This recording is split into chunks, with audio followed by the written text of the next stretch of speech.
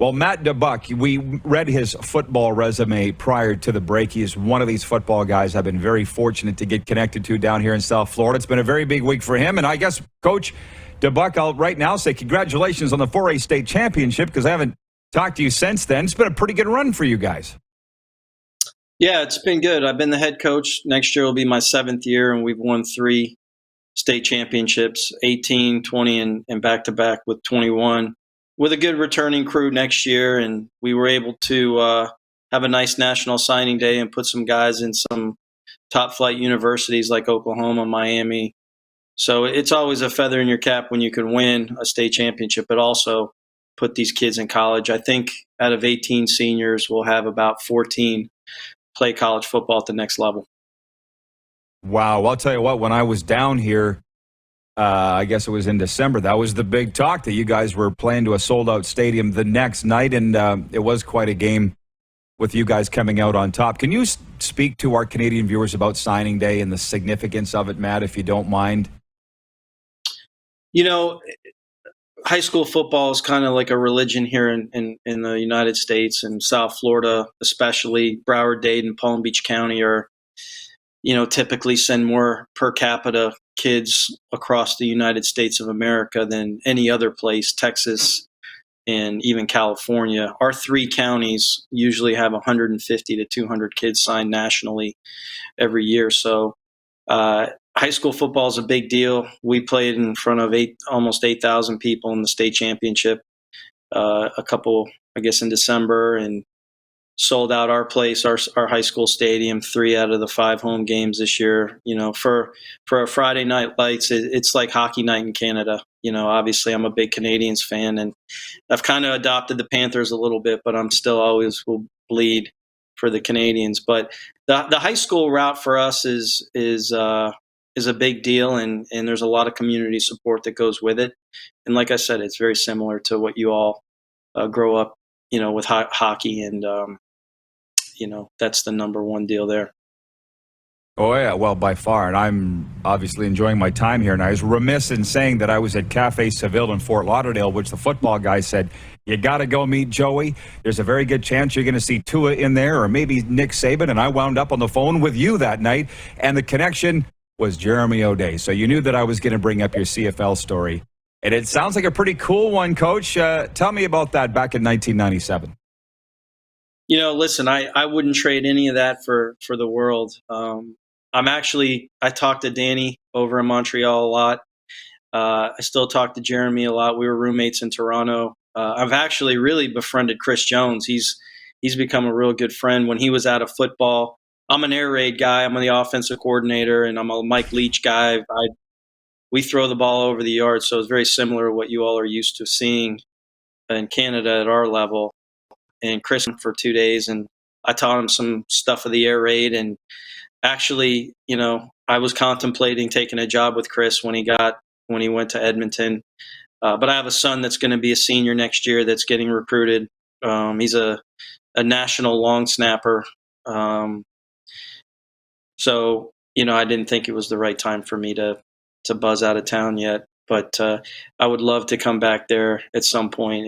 I had such great memories from my time in Canada playing. It's with John Jenkins to Milt Spiegel to Robert Gordon to the list goes on.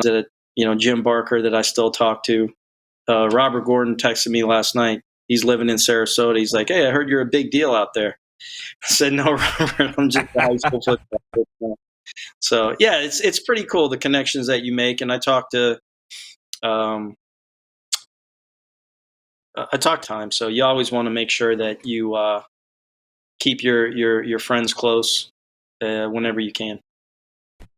Oh, there's no doubt. Flash Bobby Gordon. Yes. What a star he was and is.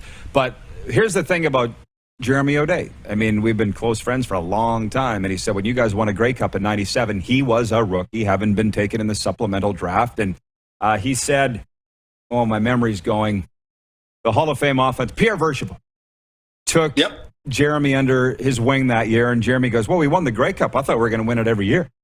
Took him 11 years to get back.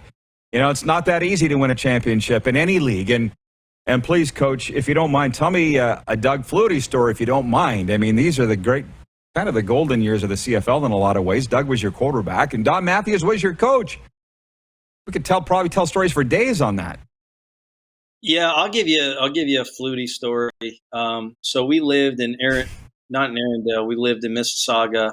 It was Mike Kiselak, myself, Jeremy O'Day. Doug was one floor above us in this building, and he was is when Seinfeld was really taking shape, and Doug's family was in Boston, and he was kind of like our Kramer. He'd come in and open the door, walk right in, sit on the couch, and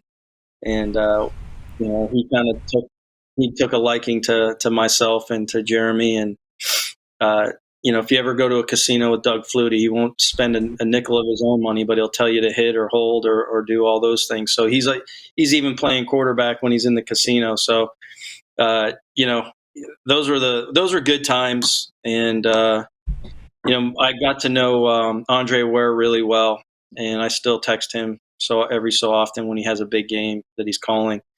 So there's lifelong lasting memories. Reggie Gibbons actually coaches at a school not too far away from here, so we bump heads every year or other year.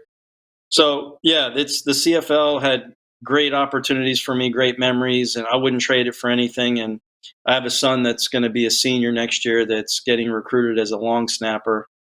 Anybody that remembers me knows that I'm 5'7", 170 pounds.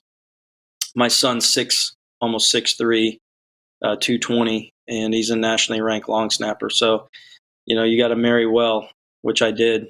So when you have kids, and I have another one that's a receiver that's in the 9th grade that's already almost 6 foot. So they can look at their dad and think that they can handle me, but they better have the eye of the tiger. Well, I'll tell you, there's a wonderful photo of you, by the way. If anybody searches Matt DuBuc, when you were in Winnipeg, you were upside down catching a ball. I don't know if you know the photo I'm talking about, between two defenders. It's a heck of a photo. So you don't survive in any league at 5'7" unless you have a work ethic and some skill to match. And we had a guy, I don't know if you know the name, Weston Dressler, same thing, Hall of Famer in Saskatchewan absolutely. for 10 years out of UND. Same type of guy. And it's to be honest with you, it was my pleasure to have been working in the league and calling. My first year was your last, Coach. So I do remember you there in Winnipeg. And before I let you go, can you just speak to, I feel like the CFL in America gets more respect than the CFL gets in Canada as a legitimate entity to play pro ball, continue your career either as a player or a coach. Tremendously respected league in the United States of America, the CFL.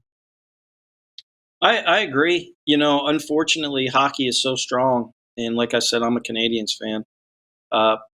But football is our culture here. It's surpassed baseball. It's the national sport now.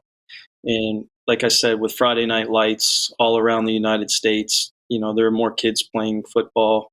Even though our sport has been under attack, with concussions and every other thing, I think football is a sport, and very similar to hockey, that you have to be a team in order to win.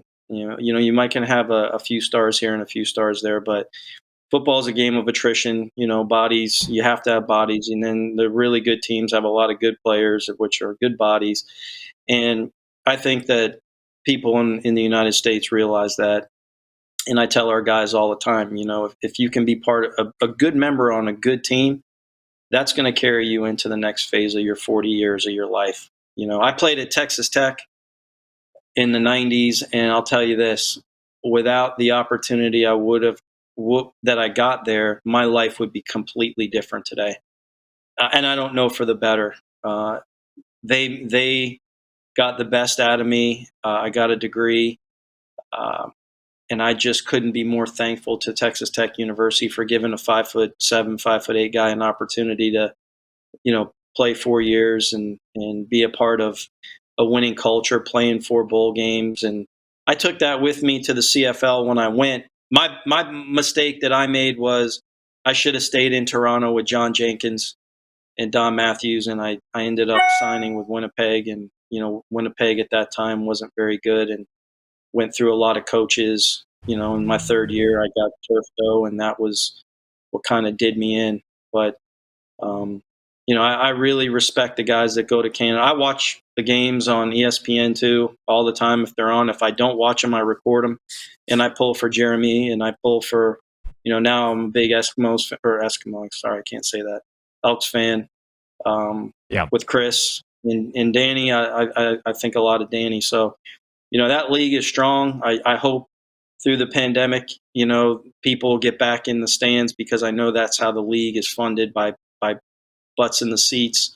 And I know that, TV is one thing. And here in the United States, they don't care if you go to the game, because they're all aired on TV, and ESPN gives all these ridiculous super contracts to these leagues, NBA, Major League Baseball, and obviously the NFL.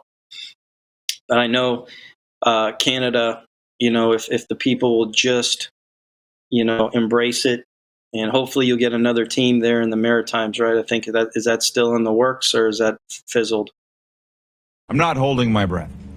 Been following it pretty closely, and they've been dancing that dance for a while. But I apologize, Coach. We do have to let you go, but I appreciate it. Hey, John Jenkins still coaching in the Fan Control Football League. So if you want to play for Coach Jenkins, as you probably know, you can go to Atlanta and play there.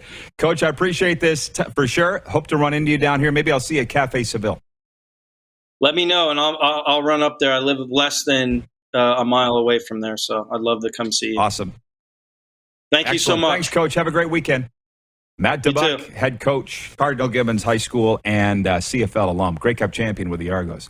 Hey, everybody. Thanks for watching the RP Show on YouTube. And don't forget, we're live daily on YouTube from noon to 2 Eastern. If you like what you see, hit subscribe. And if you like the program, check around for other segments of the Rod Pedersen Show here on YouTube.